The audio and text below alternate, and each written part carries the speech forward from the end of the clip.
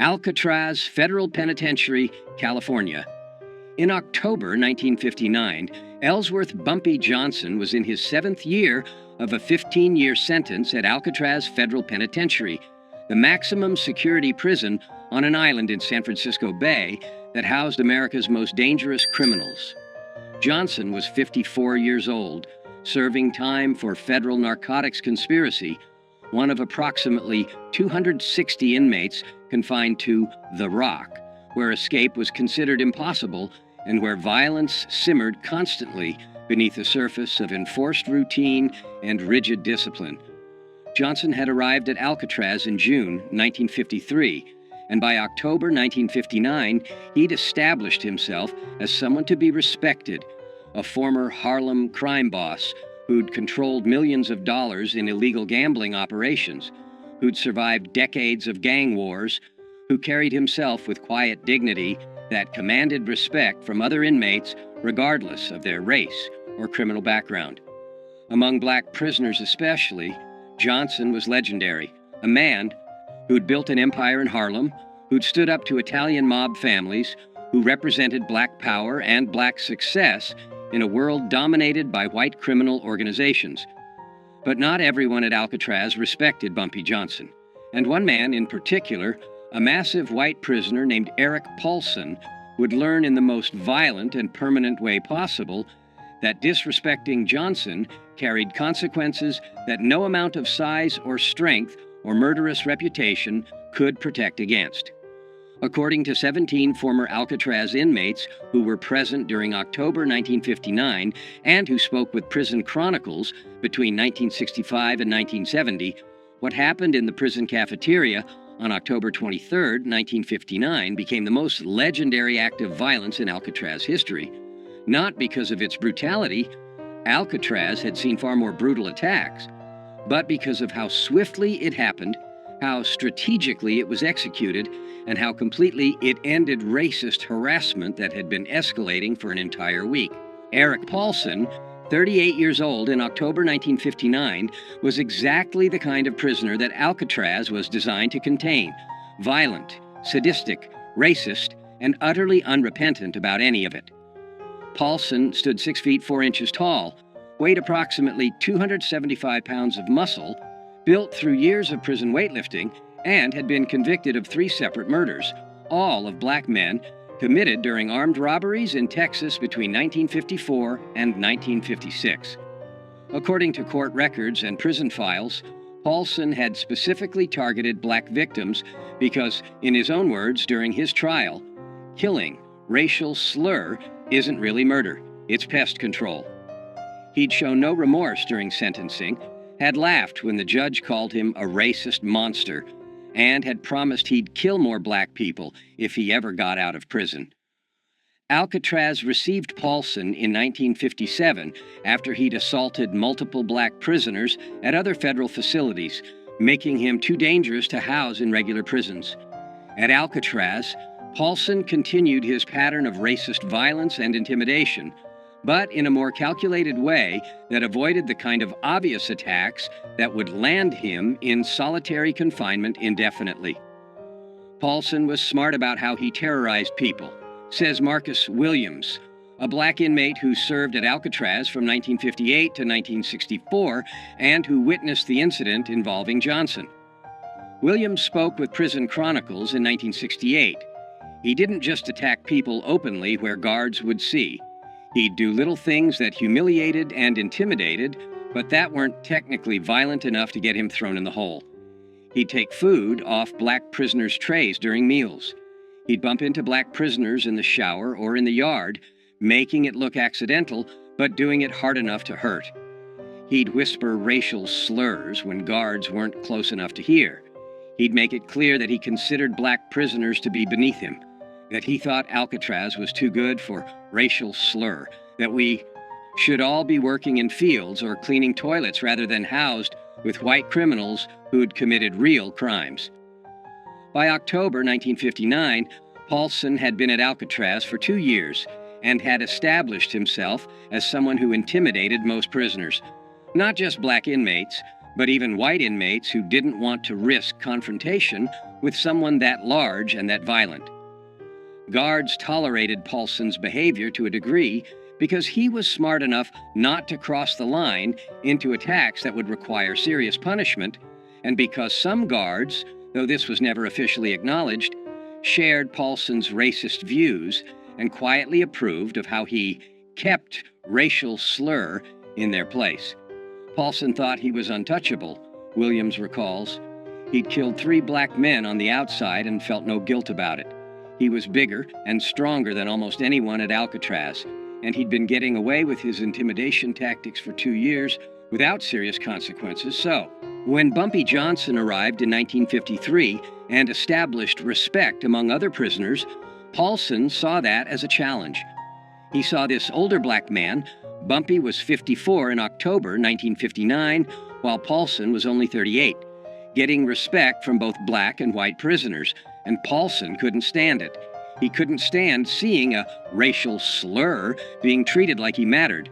So Paulson decided he was going to humiliate Bumpy, break him down, show everyone that no racial slur was above being put in his place by a superior white man. The escalating confrontation between Eric Paulson and Bumpy Johnson began on Friday, October 16, 1959, during the lunch meal period in Alcatraz's main cafeteria. According to witnesses, Johnson was sitting at a table with 3 other black inmates, eating quietly, when Paulson walked past carrying his own tray.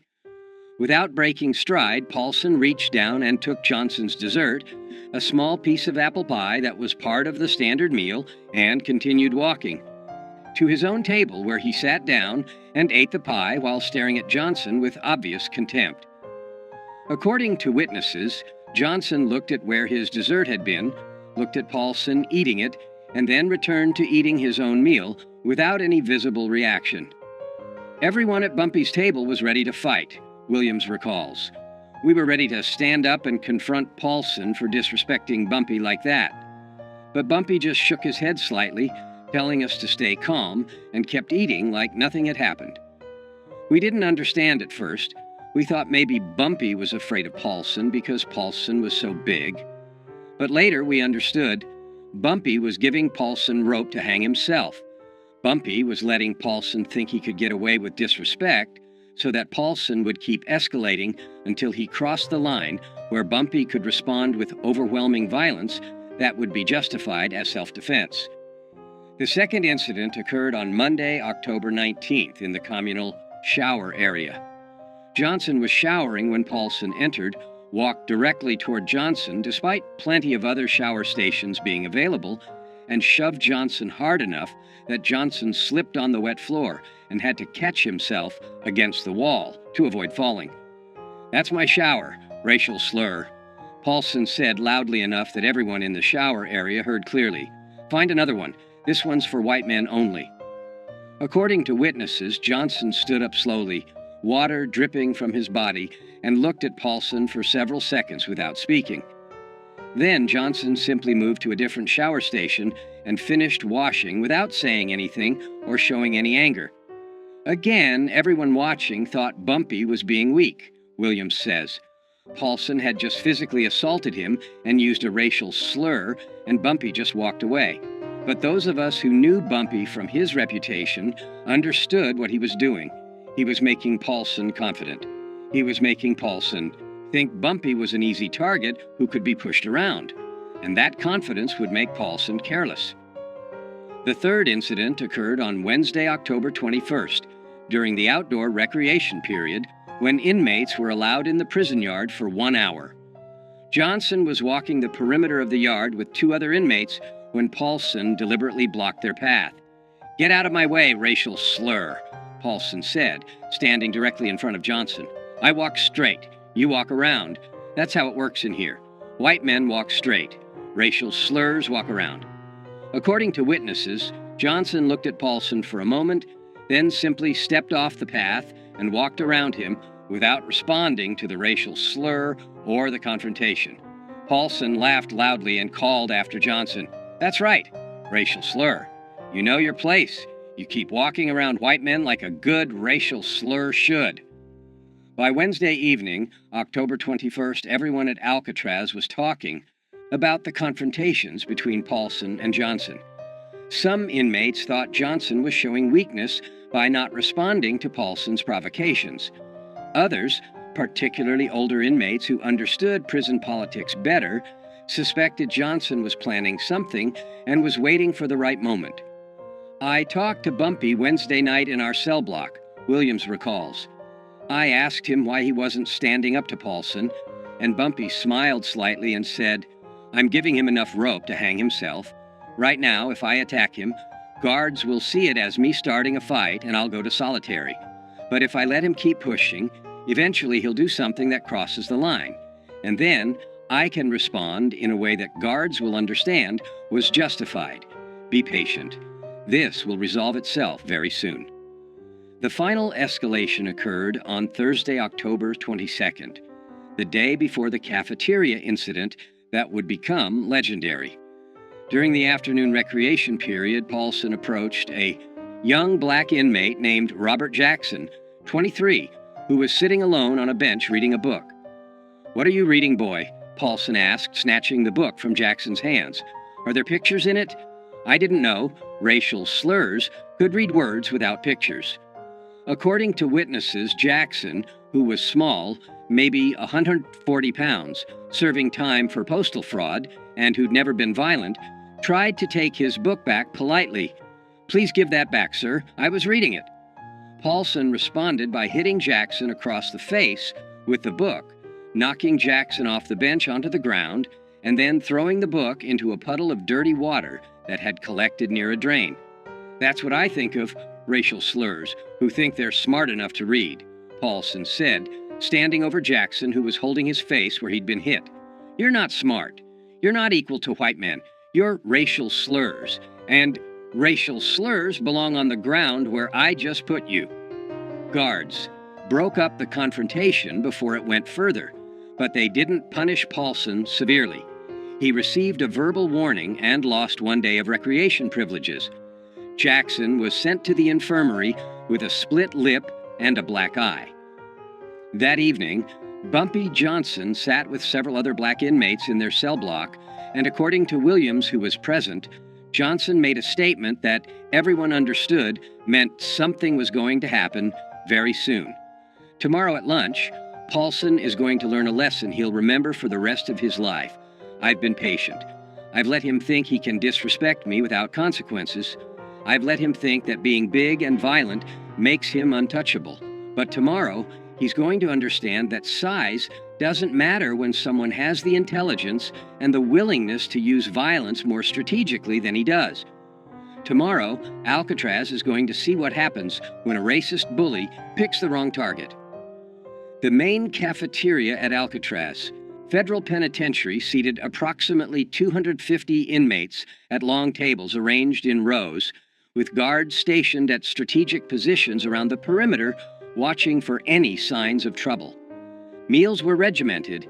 Inmates filed in, received their food, sat at assigned tables, ate in silence or with minimal conversation, and filed out within 45 minutes. Violence during meals was relatively rare because guards had clear sight lines to every table, and because inmates knew that starting a fight in the cafeteria would result in immediate solitary confinement. On Friday, October 23, 1959, at approximately 12:15 p.m., inmates filed into the cafeteria for lunch. Bumpy Johnson, wearing the standard prison-issue clothing, received his food tray and walked to his assigned table, where he sat with 3 other inmates and began eating quietly. Eric Paulson entered the cafeteria 2 minutes later, received his tray, and instead of going to his own assigned table, walked directly to Johnson's table and sat down in an empty seat across from Johnson, setting his tray down with deliberate force. "Well, well," Paulson said loudly enough that nearby tables could hear. "If it isn't Harlem's racial slur king. Still eating with your racial slur friends, I see. Still thinking you're somebody important instead of just another racial slur who belongs in a cage." According to witnesses, Johnson continued eating without looking up, without acknowledging Paulson's presence or his racial slurs. This non-response seemed to anger Paulson, who wanted a reaction. "You ignoring me, boy?" Paulson said, leaning forward across the table toward Johnson. "You think you're too good to respond when a white man talks to you? Let me explain something. Racial slur. You're not too good for anything. You're a racial slur. That means you're beneath me. That means when I talk to you, you respond respectfully or you face consequences." Paulson then turned his attention to Robert Jackson, the young inmate Paulson had hit with a book the previous day, who was sitting 3 tables away. Jackson's face still showed bruising from where Paulson had struck him. "Hey, racial slur boy!"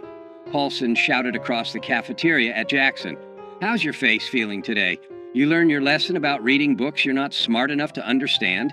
Maybe I need to come over there and teach you another lesson." Jackson, according to witnesses, looked down at his food, trying to avoid Paulson's attention, clearly terrified.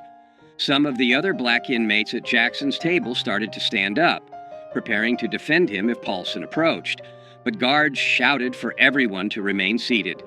And then Bumpy Johnson stood up. According to 17 witnesses who saw what happened next, the entire sequence of events lasted approximately 3 to 4 seconds.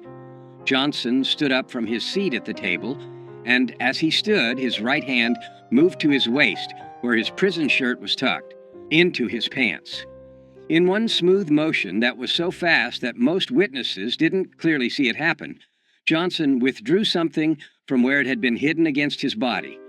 A blade approximately 4 inches long that had been fashioned from a piece of metal sharpened to a razor edge, a weapon that in prison parlance was called a shank, and that experienced inmates could make from various materials and hide in ways that even thorough searches often missed. Johnson walked around the table toward where Paulson was sitting, moving quickly but not running, covering the 8 feet between them in approximately 2 seconds. Paulson saw Johnson approaching and started to stand up, his hands moving to defend himself or to attack, but Johnson was faster.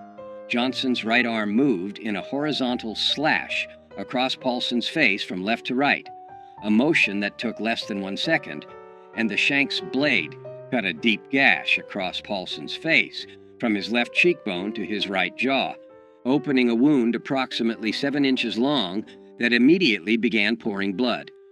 Paulson screamed, a sound witnesses describe as shock and pain combined, and his hands went to his face, trying to stop the blood that was now flowing down his neck and onto his prison shirt. But Johnson wasn't finished. Before guards could react, before Paulson could defend himself, before anyone could intervene, Johnson's arm moved again, this time in an upward diagonal slash from lower right to upper left, and the blade cut another deep gash across Paulson's face, this one crossing the first wound at an angle and catching Paulson's right eye, slicing through the eyelid and into the eye itself. Paulson collapsed backwards, falling over the bench he'd been sitting on, landing on the cafeteria floor in a spreading pool of his own blood, screaming continuously now, his hands covering his ruined eye, blood streaming through his fingers. The entire cafeteria erupted in chaos. Guards rushed toward the scene, blowing whistles, shouting orders for everyone to get down on the floor. Inmates scattered or dove under tables. Within 15 seconds, 5 guards had surrounded Johnson with weapons drawn, while 2 other guards went to Paulson, who was writhing on the floor, blood pooling around him from the 2 facial wounds. Johnson dropped the blade on the floor, held his hands up to show he was no longer armed, and allowed guards to force him to the ground and handcuff him without resistance. But before guards could drag Johnson away, before they could get Paulson medical attention, Johnson said one sentence that every witness heard clearly, and that would be repeated in prisons across America for the next 50 years. "Touch that young brother again, call him one more racial slur, and next time you won't visit a doctor, you'll visit God." Eric Paulson survived the attack, but was permanently disfigured and partially blinded. The first slash across his face required 127 stitches and left a scar that ran from his left cheekbone to his right jaw, a mark that he would carry for the rest of his life. The second slash destroyed his right eye completely, requiring emergency surgery to remove what remained of the eyeball and leaving Paulson blind on his right side permanently. Paulson was transferred to the prison hospital, where he remained for 2 weeks, recovering from his injuries. According to medical staff who treated him, Paulson was a changed man after the attack: quiet, withdrawn, no longer aggressive or threatening. The physical damage was severe, but the psychological damage was perhaps worse. Paulson had believed himself to be untouchable because of his size and his violent reputation, and Johnson had destroyed that belief in 3 seconds. Paulson never threatened another black prisoner after that attack, says Williams. He'd learned what every bully eventually learns if they live long enough. Size and strength don't matter when someone has a weapon, and the willingness to use it without hesitation. Bumpy had shown Paulson, had shown everyone at Alcatraz, that being 275 pounds of muscle meant nothing against someone who understood violence at a deeper level, who could strike faster than you could defend, who could permanently damage you before you even realized you were in danger. Bumpy Johnson was immediately placed in solitary confinement pending investigation. The investigation lasted 2 weeks and included interviews with dozens of witnesses. What investigators discovered was exactly what Johnson had calculated. Multiple witnesses testified that Paulson had been harassing and threatening black prisoners for weeks, including taking Johnson's food, shoving Johnson in the showers, blocking Johnson's path in the yard, and using racial slurs constantly. Witnesses testified that Paulson had physically assaulted Robert Jackson the day before the cafeteria incident, hitting him with a book and knocking him to the ground while calling him racial slurs. Witnesses testified that on the day of the attack, Paulson had sat at Johnson's table uninvited, had used racial slurs toward Johnson repeatedly, and had then threatened Jackson across the cafeteria. Johnson's own statement to investigators was simple and consistent. "I defended myself and another inmate from a racist prisoner who'd been threatening us for a week. I used the minimum force necessary to ensure he would stop threatening us. I had warned him. I told him after the attack that if he continued his behavior, consequences would be worse next time. I don't regret defending myself. I don't regret defending Robert Jackson. I regret that violence was necessary, but it was necessary because guards weren't protecting us from Paulson's harassment." After 2 weeks in solitary confinement, prison officials made a decision that surprised many people.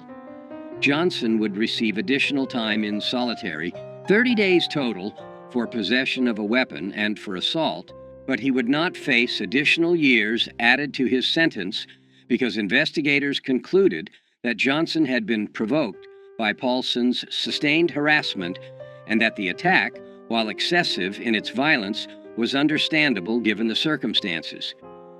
The prison administration didn't want to admit it publicly, Williams explains, but they knew Paulson had been terrorizing black inmates for years and that guards had done nothing to stop it. They knew Paulson had assaulted Jackson the day before. They knew Paulson was sitting at Bumpy's table using racial slurs and threatening another inmate when Bumpy attacked him. So punishing Bumpy too severely would mean admitting that the prison administration had failed to protect inmates from a known racist bully. Instead, they gave Bumpy 30 days in the hole, enough punishment to satisfy rules against weapons and violence, and then they quietly transferred Paulson to another facility when he recovered, effectively admitting that Paulson was the problem, not Bumpy. What happened in Alcatraz's cafeteria on October 23, 1959 became legendary not just at Alcatraz, but in federal prisons across America. Inmates transferred from Alcatraz to other facilities carried the story with them. Guards talked about it. Prison officials wrote about it in reports. And the story grew with each retelling until it became a legend that defined Bumpy Johnson's reputation for the rest of his time in prison and for the rest of his life. The legend emphasized several key elements. The strategic patience. Johnson had endured a week of harassment without responding, letting Paulson grow confident and careless, waiting for the moment when response would be justified. The speed and precision. 2 slashes in 3 seconds that permanently disfigured and partially blinded a man before guards could react or before the victim could defend himself. The weapon. No one knew where Johnson had hidden the blade or how he'd smuggled it into the cafeteria. That mystery added to the legend, suggesting Johnson had capabilities and resources that other inmates couldn't match. The message, touch that young brother again, and next time you'll visit God. The statement became famous in prison culture as the perfect threat, specific, clear, and absolutely believable, coming from someone who just demonstrated the willingness and ability to inflict devastating violence. The age factor. Johnson was 54 years old when he attacked Paulson, while Paulson was 38 and significantly larger physically. The fact that an older, smaller man had destroyed a younger, larger man so quickly and efficiently became part of the legend, proving that intelligence and experience were more valuable than size and strength. The legend of what Bumpy did to Paulson spread through every federal prison in America within a year, says Williams. Inmates in Atlanta and Leavenworth and Marion were talking about it. Black inmates especially saw it as justice. One, of their own, standing up to a racist bully and permanently ending that bullying in a way that guards never could or would. The story became inspiration. If you're being harassed by racists, if you're being threatened by people who think they're untouchable, remember what Bumpy Johnson did at Alcatraz. Be patient, be strategic, and when the moment is right, respond with overwhelming violence that ends the threat permanently. When Johnson was released from solitary confinement, after 30 days, he returned to general population and found that his reputation had changed completely. According to Williams and other inmates, white racist prisoners who'd previously felt comfortable using racial slurs around black inmates now kept their mouths shut when Johnson was present, understanding that crossing him could result in permanent disfigurement. Young black inmates treated Johnson with reverence, seeing him as someone who defended one of them against a racist bully when no one else would.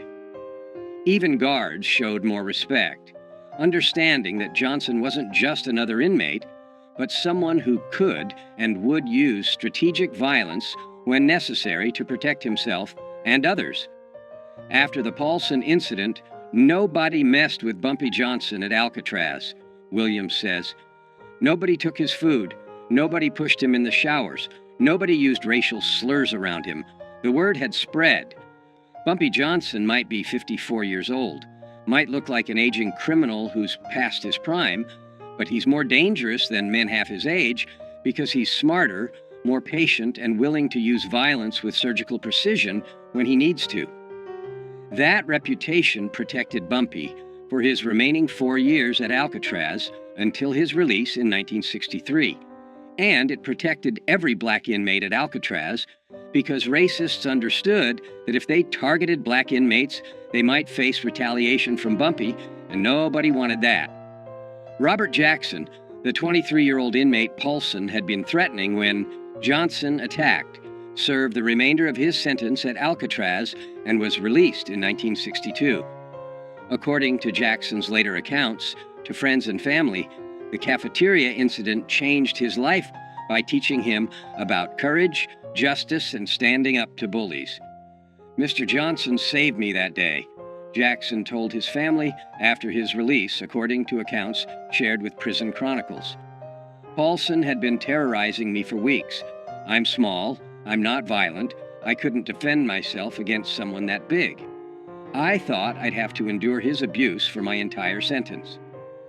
And then Mr. Johnson, who barely knew me, who had no obligation to help me, stood up and permanently ended the threat in 3 seconds.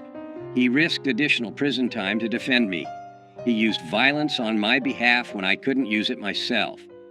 That taught me that there are people in this world who'll stand up for you when you can't stand up for yourself, and that justice sometimes requires violence when peaceful means fail. Jackson never saw Johnson again after their respective releases from Alcatraz, but Jackson kept a newspaper clipping about Johnson's 1968 death, and at Jackson's own funeral in 1997, his family found the clipping in Jackson's wallet along with a handwritten note. "He saved me when no one else would. He showed me what courage looks like. RJ, 1962. Eric Paulson was transferred from Alcatraz to USP Leavenworth in Kansas in December 1959, 2 months after the cafeteria attack. According to prison records and accounts from inmates who served with Paulson at Leavenworth, Paulson was a changed man after his encounter with Johnson, physically disfigured with a massive facial scar and blind in one eye, but also psychologically broken by the realization that his size and violence hadn't protected him. Paulson served the remainder of his sentence at Leavenworth and was released in 1971. He returned to Texas, worked various manual labor jobs, and died in 1989 at age 68. According to people who knew him in Texas, Paulson rarely talked about his prison time, but when he did, he would touch the scar on his face, a mark that remained prominent even 30 years after Johnson had put it there, and say, "I learned the hard way that being big doesn't make you tough, and being tough doesn't make you smart. I thought I was the most dangerous man at Alcatraz. Turns out I wasn't even close." Bumpy Johnson was released from Alcatraz in November 1963 after serving 10 years of his 15-year sentence. He returned to Harlem, reclaimed control of his criminal empire, and lived until July 1968 when he died of a heart attack at age 62. But the story of what Johnson did to Eric Paulson in the Alcatraz cafeteria on October 23, 1959, outlived Johnson by decades. The story was told in prisons across America, was referenced in books about prison culture, was retold by former inmates who'd served at Alcatraz, and who wanted to share the legend of how one man had ended racist harassment with 2 slashes of a blade and 1 perfect threat. That cafeteria attack defined Bumpy Johnson's reputation in ways that nothing else he did could match, says Marcus Williams, who remained friends with Johnson after both men were released from Alcatraz. Everyone knew Bumpy had been a successful criminal in Harlem. Everyone knew he'd survived gang wars and built an empire. But the Alcatraz incident showed something deeper. It showed that even at 54 years old, even after years in prison, Bumpy was still the most dangerous person in any room because he combined intelligence with absolute willingness to use strategic violence. That combination, patience, intelligence, and overwhelming violence applied at exactly the right moment, that's what made Bumpy legendary. Not the violence itself, but the strategic brilliance of how and when he used it. The phrase, "Next time you'll visit God," Johnson's threat to Paulson after the attack, became one of the most quoted lines in prison culture, used by inmates across America as a way to warn potential enemies that escalation beyond a certain point would result in death rather than just injury. And the legend of the attack itself, 2 cuts across the face in 3 seconds, blood everywhere, a racist bully permanently disfigured and blinded, became a cautionary tale about what happens when bullies pick the wrong target, when racists assume that their size or their violence makes them untouchable, when prisoners forget that the quietest, oldest inmate might be the most dangerous person in the entire facility. That was October 23, 1959. That was the day Eric Paulson learned that Bumpy Johnson, at 54 years old, decades past his physical prime, was still capable of violence that would make a 275-pound triple murderer scream in terror. That was the slice that became legend, the attack that showed every prisoner in America that age doesn't diminish danger when intelligence and strategic thinking guide the violence. That was the 3 seconds that proved why you never, ever disrespect Bumpy Johnson. because he'll give you enough rope to hang yourself, and then he'll cut you so fast and so precisely that you'll be bleeding before you realize you've been attacked, and you'll carry the scars of your mistake for the rest of your life.